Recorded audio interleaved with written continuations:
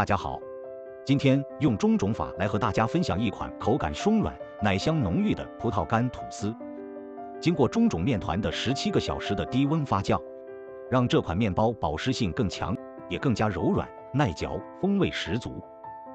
葡萄干饱满香甜，在烘焙过程中渗透入面包，增加那天然的甜美果香。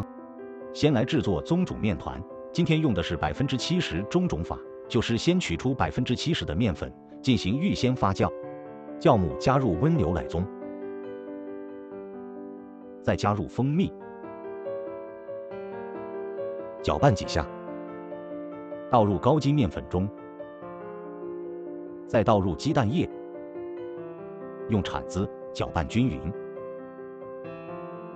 再下手抓揉面粉，直到看不到一点干粉。这个面团比较粘手，只需揉到大致成团，就可以盖上保鲜膜，放入冰箱冷藏17个小时，慢慢发酵，让面团更有弹性，风味更浓郁。第二天取出中种面团，经过低温发酵，面团已经喷胀，拉开看看，内部充满微小气孔，上发着一股浓浓的麦香味。现在我们来做组面团，搅拌盆里倒入高筋面粉、盐、糖，中组面团剪成小块，方便搅拌。最后倒入牛奶，首先低速搅拌2分钟，让面粉基本吸收牛奶，然后调成中速，搅拌5分钟。5分钟后，这个面团已经不粘底了，面团的柔韧性很好，拉开的膜已经比较薄了。继续拉开，就会出现不规则的破洞。这时再加入软化的黄油，中速搅拌9分钟。黄油和面团在最初搅拌时很容易粘在盆壁和底部，不用管它，随着搅拌机的继续转动，面团就会逐渐光滑，不再粘盆壁和底部。搅拌9分钟之后，面团摸上去的手感已经非常好了。取一小块做个手套膜测试，薄薄的手套膜可以看到手指，吐司的手套膜做到这个样子就可以了。最后倒入葡萄干，低速搅拌2分钟。碗里喷一点油防粘，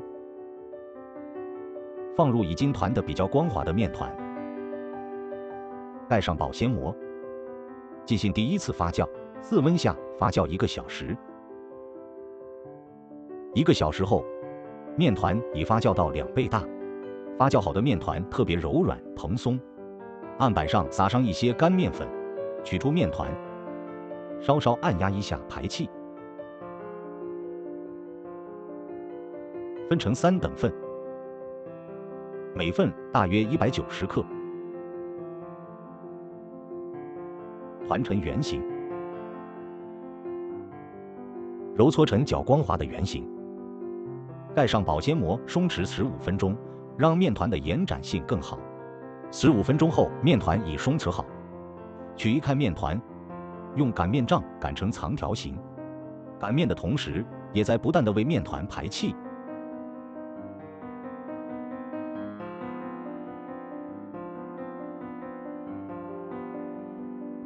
两边再向中间对折，擀成宽度和吐司盒差不多的长条。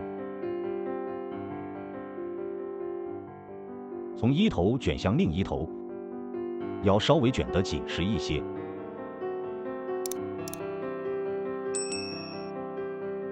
接缝处用手捏紧实，以免烤的时候裂开。再搓一下，就成了一个粗细均匀的面团卷。先往吐司盒里薄薄地刷上一层融化的黄油，防粘。再将面团封口朝下放入吐司盒，3个面团之间留一点空隙。吐司盒放入烤箱，进行最后发酵。在面包表面喷一些水，再往烤箱里的空碗里加入热水，营造的这个烤箱的内部温度大约35摄氏度左右，湿度在75%至85%之间。大约1个小时之后，面团已发酵到9分满。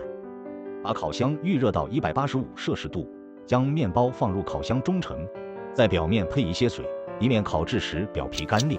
烤制30分钟，差不多10分钟后，表面上色后，盖上锡纸，继续封烤20分钟。时间到，揭开看看，颜色金黄，非常漂亮。从烤箱取出来之后，要马上脱模，放在烤架上晾凉，这样底部才不会塌陷，面包中的热气才能及时散发，避免变成水汽，影响面包的口感。再在表面刷一层融化的黄油，吃起来更香，看起来也更加油润光泽，更有食欲。来看看这个中种法做出来的吐司组织如何？非常的柔软有弹性，怎么揉捏都可以。